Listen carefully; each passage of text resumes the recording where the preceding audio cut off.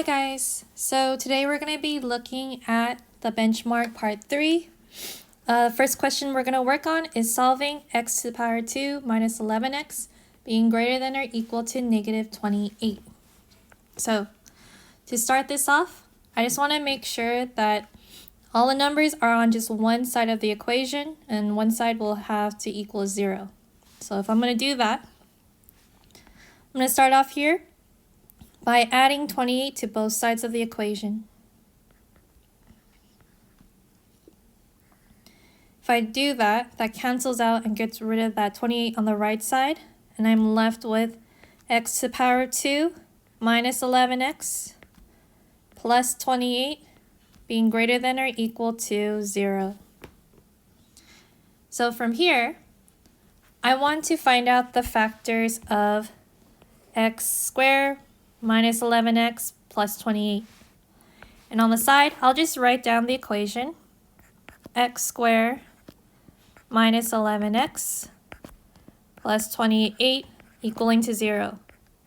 Now, even though we're not saying that whatever this is has to be equal to 0, I'm just putting down equals to 0 just because it reminds me for now that the solutions that I want two solutions, and then I'm later going to solve them for x. So I'm going to start off first by finding out my factors here. These two can multiply with x. Then for 28, I can use negative 7 and negative 4. Those multiply to get positive 28. And we get here negative 4x, negative 7x, and adding that up, we get negative 11x. So I know for sure those are the two factors since they equal to negative 11x. So I have here x minus 7 times x minus 4. And that equals to 0.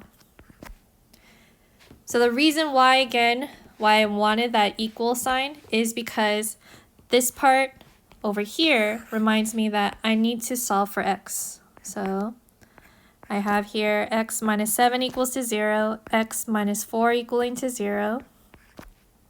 And when I solve for it, add 7 to both sides and adding 4 to both sides. When I do that, I get x is equal to positive 7. On the other side, I have x is equal to positive 4. So I need to create a number line because, again, we're looking at inequalities. I write my number line here. I have here the number 4 and the number positive 7. Okay.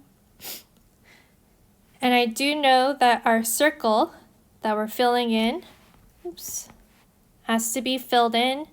The reason why it has to be filled in circle is because we have a greater than or equal to sign. If it didn't have that equal to sign, we would leave it empty. But since it's the equals to sign, gotta fill in the circle. Fill in both circles right here. Okay. Once I do that, I need to identify if we're gonna be connecting on the inside or if we're gonna be writing our arrows on the outside here and separating them. So best way to identify is by checking out either this point right here. Let's say the point is 5. We know that 5 is in between the numbers 4 and 7. And also checking out the point 0 and point 8. Again, you don't have to use these numbers. You just have to use a number that is between 4 and 7, a number that is smaller than 4, and a number that is greater than 7. So let's try out x equaling to 0 first. When x equals to 0, and we were to plug it into our original equation, x squared minus 11x greater than or equal to negative 28. We get here 0 squared minus 11 times 0 greater than or equal to 28. And this turns into being 0 being greater than or equal to negative 28. So since this is a true statement, automatically I know that all the points that are on the left side of the graph have to be a solution. So I'll draw my arrow going to the left like this. And most likely that also means that the arrow will be going to the right as well. But let's check it out just in case. So let's try the middle number, x equaling to 5, and see if this is a solution for our original inequality, which was x squared minus 11x being greater than or equal to negative 28. So if I plug it in, I get here 5 squared minus 11x, oops, not 11x, but 11 times 5, greater than or equal to negative 28. And when I solve that, I get negative 30 being greater than or equal to negative 28. Since this statement is false, we know that whatever's on the inside cannot be connected.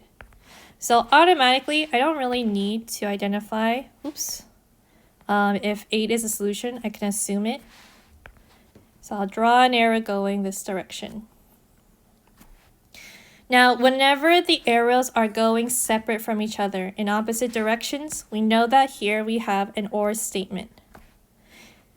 And so right here, if that's the case, my new answer is going to be x is less than or equal to 4, or x is greater than or equal to 7.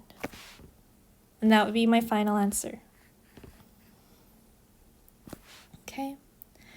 Let's say in the case that maybe these weren't the solutions, and let's say that we actually got the middle area from here. Okay. If that's the case, then instead, I would have an AND solution. And if I had an AND solution, I would have to combine my x's together. So instead, I would have gotten 4 greater than or equal to x greater than or equal to 7, something like that, where I combined the x's together and I just flipped the x values around. But we don't have to do that because we have an OR statement. Okay, let's try out the next problem. Next problem here is asking us to graph the system of inequalities, and we're given 2 different inequality statements. Let's start off with graphing out the first one. We have here y being greater than or equal to negative 1 over 2 x plus 1 squared, plus 3. And if I were to create the equation, I could use the vertex form, which was y equaling to ax minus h squared plus k. And from here, we know that the formula for vertex is h comma k. We take out the h and we take out the k. So if I take out the h and take out the k from here, I know that my h is going to be negative 1 and my k value is going to be 3. Just remember that inside the parentheses, whatever the sign is, we always go with the opposite. So if it's positive 1, I'm going to turn it into negative 1. The k value, that stays the same sign. So that will still be positive 3. Once I do that, I now have my vertex, so I'll plot that one out. We have here negative 1 going all the way up to 3. Okay. And then, after I do that, I need to identify, let's do like 2 points on both sides. So 1 point to the right of the vertex is 0, 0, so I'll try out that one. So let's see what happens when x is equal to 0. If x equals to 0, then we have here x equaling to 0. That turns into negative 1 over 2, 0 plus 1 squared plus 3, which is just negative 1 over 2 plus 3, and that equals to 2, 1 over 2. Okay, so that would be my first y value is 2, 1 over 2. So we get here 0, and it goes all the way up to 2, 1 over 2, which is kind of like in the between 3, and 2. Okay, let's get one more point. 2 points away from -1 is x equals to +1. So let's try out +1 and see what happens if I substitute x for +1.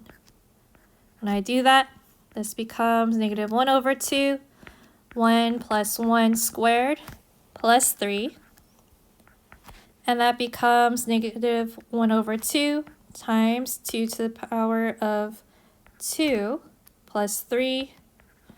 And that equals to, in the end, -1/2 times 4 plus 3, which is just -2 plus 3, and that equals to 1.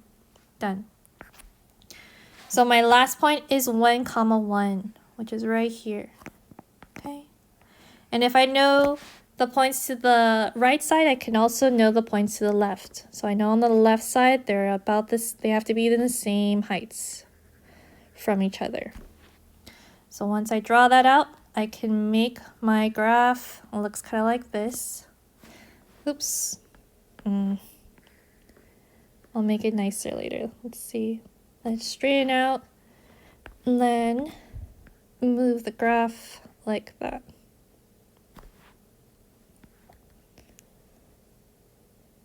There. And move this vertex right there. Okay, so that's my graph. So now that I'm done with my parabola, I gotta make a graph for my linear function. Our linear function is y less than 1/5 x plus 2. So for this equation, I use here y equaling to mx plus b, since it's linear. And we know that our m value is going to be 1/5, and my b value, which is my y-intercept, is going to be 2. We could change that to just being 0, 2. So I'm going to first start off by plotting out my y-intercept. So going all the way up to 2. And then my slope. For my slope, we know that I have to move up 1 point and move to the right 5 points. So moving up 1 point, moving to the right 1, 2, 3, 4, 5 points. So right here. So 1, 2, 3, 4, 5 is right here. And then if I want another point, I can always go the opposite way, where I'll go both opposites. I'll move down 1 point and move to the left 5 points. So move down 1 point, move to the left 1, 2, 3, 4, and 5 points. So I have another point right here. Now for this line, I can't make it just a straight line like this. The reason why is because of the fact that we have a less than symbol and it's not less than or equal to. So because it's just less than, have to make sure that my line is dotted or dashed like this. Okay.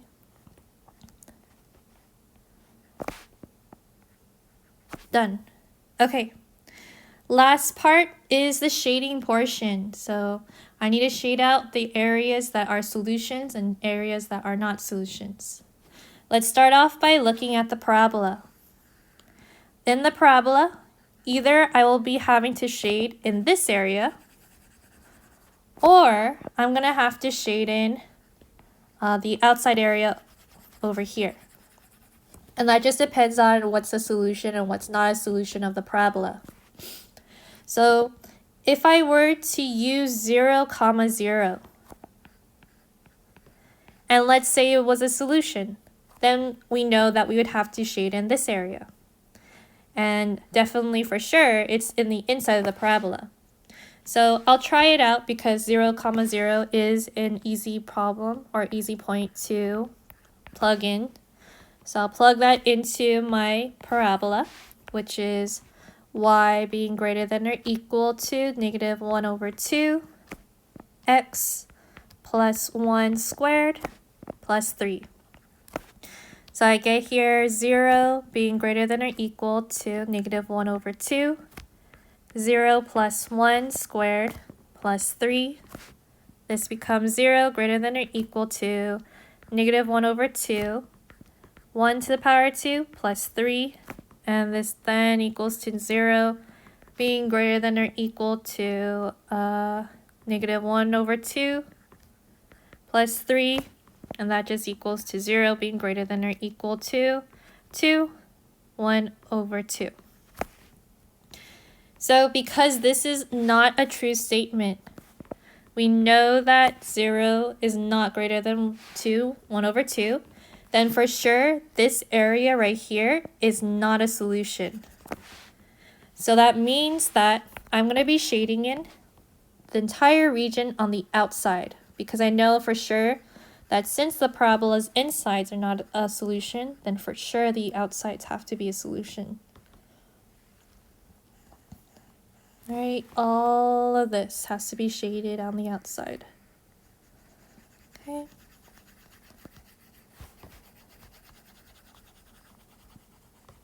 Done.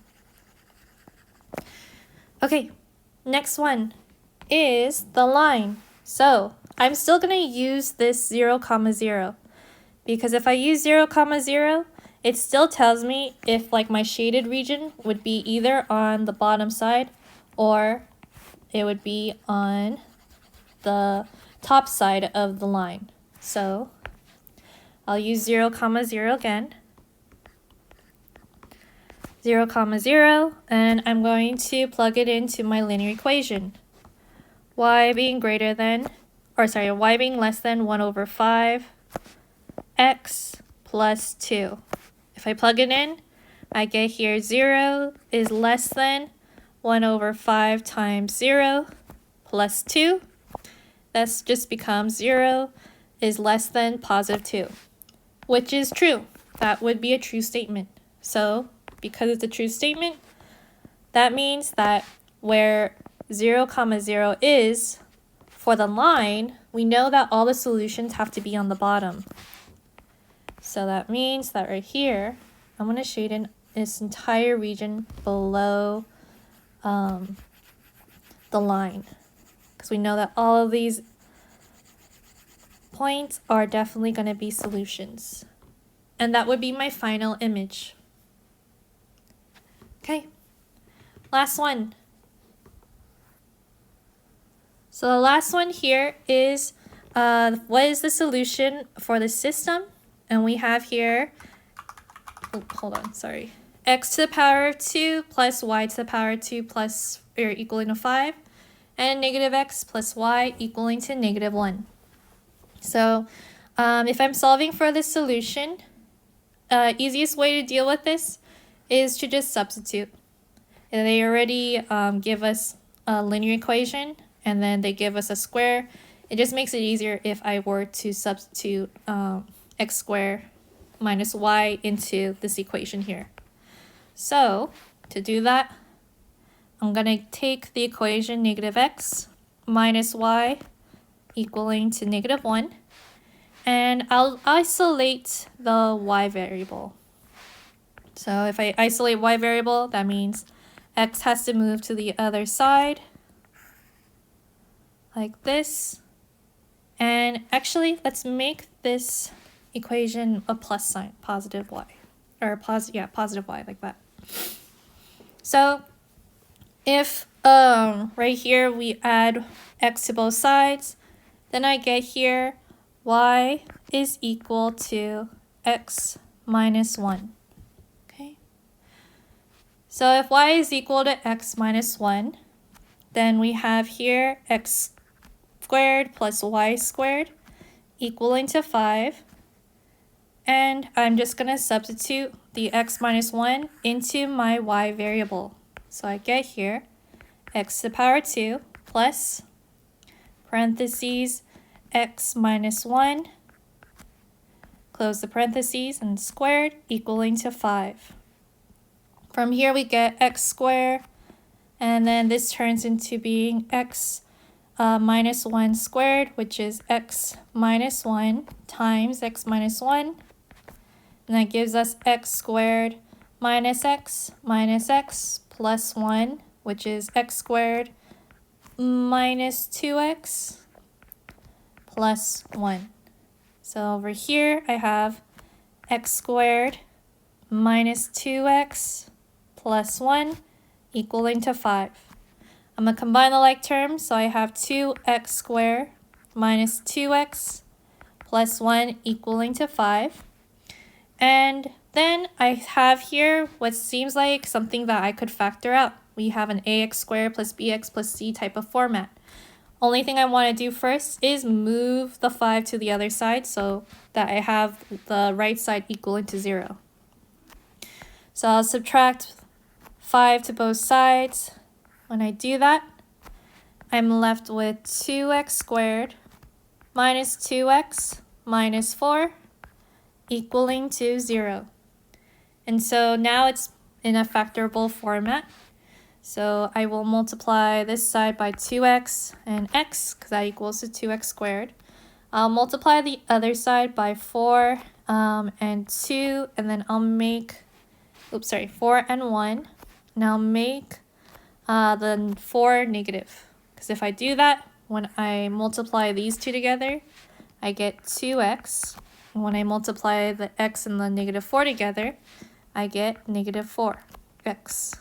And that equals to 2x minus 4x equals to negative 2x. And since it's the same term, then I know for sure that my factors are supposed to be 2x minus 4 and x plus 1. So now that I have my equations, I just have to solve for both of them. So 2x minus 4 equaling to 0 and x plus 1 equaling to 0. For the left side, I'm going to add 4 to both sides. When I add 4 to both sides, I get 2x equaling to 4. And then divide 2 on both sides. That gives me x equaling to positive 2. On the other side, I will subtract 1 on both sides. When I subtract 1 on both sides, then I get x equaling to negative 1. And then that's not where I end, because I still have to find my y values. Whenever you're having systems of x and y, you have to find your x value and your y value. So I'm going to take my x value, x equaling negative 1, and I'm going to substitute it into one of the equations. I'll substitute into x, negative x plus y equaling to negative 1. So I get here negative 1 plus y equaling to negative 1. This becomes positive 1 plus y equaling to negative 1. And then if I subtract 1 on both sides, I get here y equaling to negative 2. On the other side, I will plug in x equaling to positive 2, because that was our other solution. And I want to plug it again into the same one because it's an easy equation to plug it into. So negative x plus y equaling to negative 1 turns into negative 2 plus y equaling to negative 1. Add 2 to both sides. When I add 2 to both sides, I'm left with my answer, y equaling to positive 1. So from here, now I can create my ordered pairs. I have x equaling to negative 1, y equaling to negative 2. So that would be negative 1 comma negative 2. And my other ordered pair is x equaling to 2 and y equaling to 1. So that would be 2 comma 1. And those would be my final solutions right here. Negative 1 comma negative 2 and 2 comma 1. So hopefully this helped. Good luck.